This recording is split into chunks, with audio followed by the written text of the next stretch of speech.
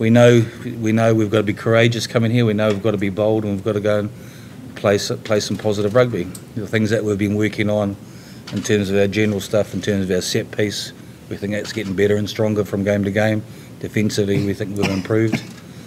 And now we just need to bring the other elements of the game, which is about playing with some flair, taking some risks and being courageous and bold. And that's the way to beat the All Blacks. When you grow up playing rugby and watching rugby, these are the days you want to be involved in, and you say that about international games, but games of this magnitude and the Lions, it's where all these players that have been picked at the weekend want to be and challenging against the best in the world.